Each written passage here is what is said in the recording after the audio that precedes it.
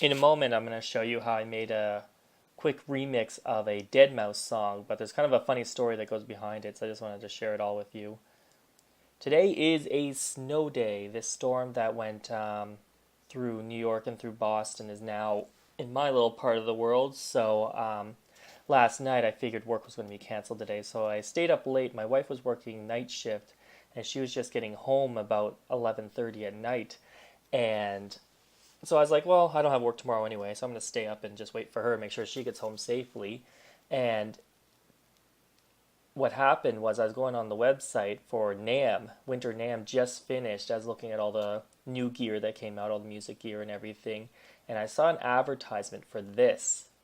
So it's a remix competition for Deadmau5, some chords with the Dillion Francis remix of that song. And I came across this website. I'm a huge Deadmau5 fan, so I'm just like, oh, that's exciting. I want to get into that. And then I noticed right here, submissions, December 30th, 2014 to January 26th, 2015. So that means it was due that night. So I was waiting up for my wife. It's about 11:30, and the deadline was at midnight. So I was reading the small print. The company Beatport, they're based in Denver. So they're mountain time. I'm Atlantic time. So I had 3 hours to make something to submit to this remix competition here. So what I was thinking of doing, I was like, well, I have two options. I can either make something from scratch or take something that already exists and add on to it. So of course, taking something that already exists and add on to it is the quicker route. So based on time, not really recommended to do during remixes, but based on time, that was my option.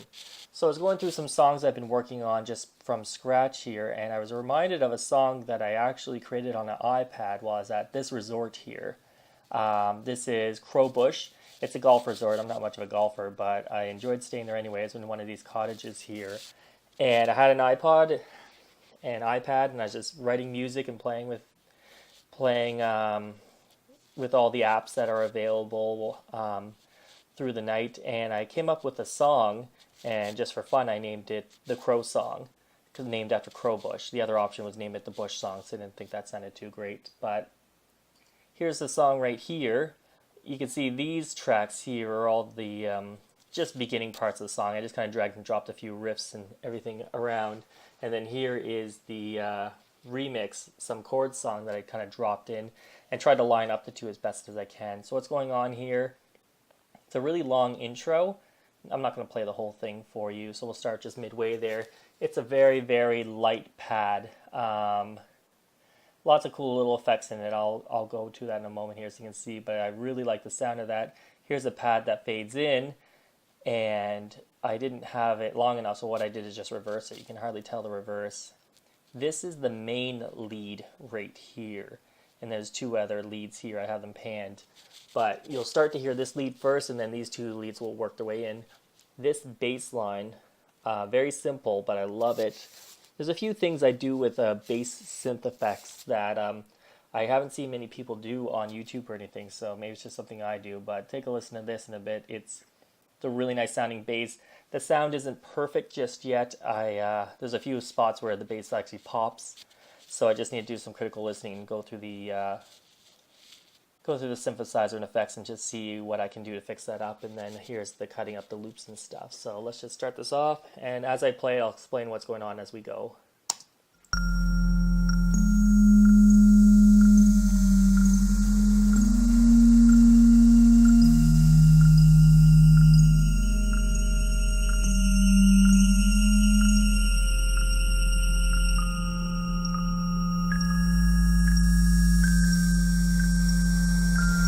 I recorded that without a tempo on, so you can probably tell.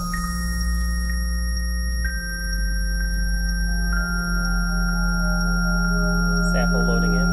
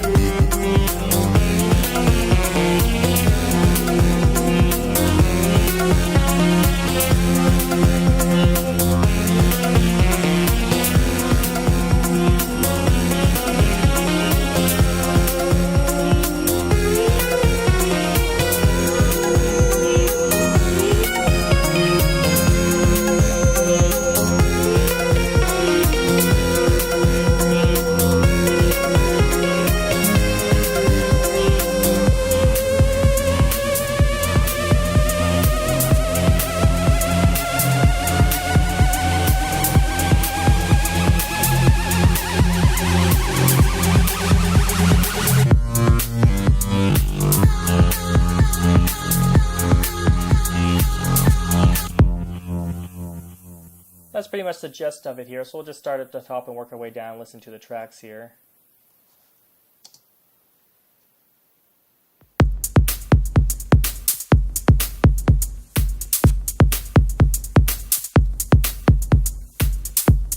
Just a simple beat with Groove Agent.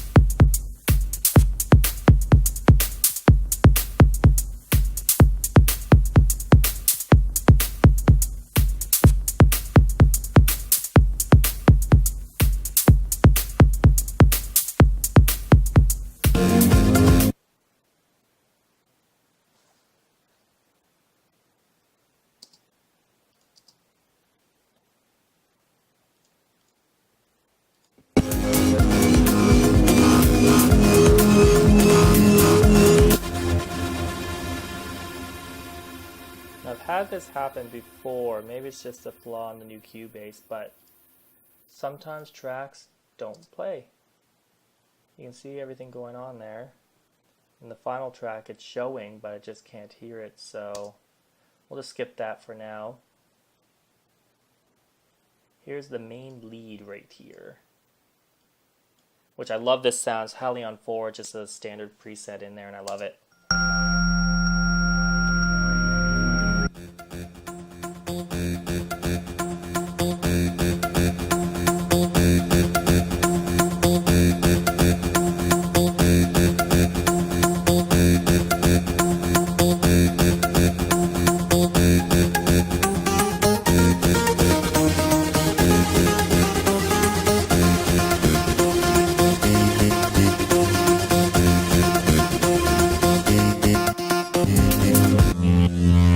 There's the bass.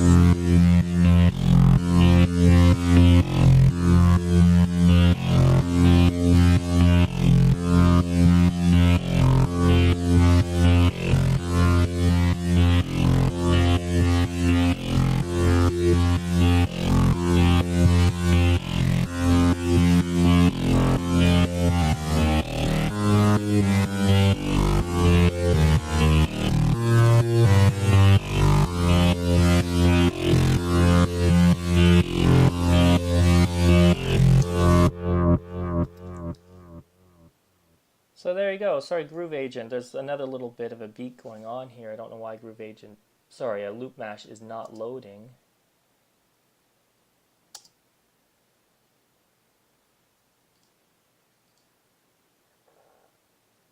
I had to reset Cubase to get Loop Mash working, but it's up and running now.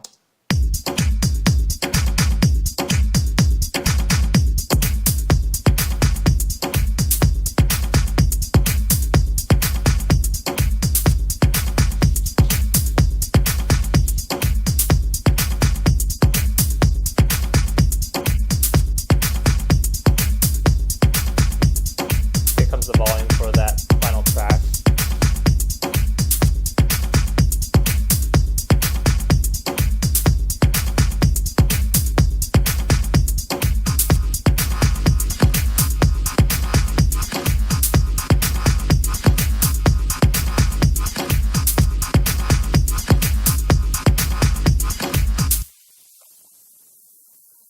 And I call that volume. It's not really volume, it's more of a priority measure. So the more you turn it up, the more Loop Mash will grab samples from there.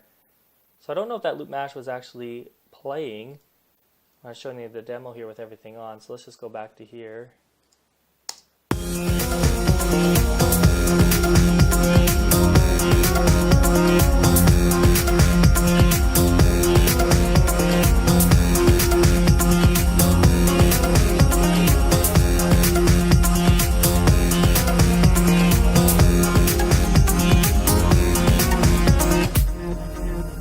As you can see here, I'm not using a lot of plugins right now. I just didn't have the time to work with that. I just did a lot of EQ. And one thing I always try to do is make the EQ sound good first, then try the plugin.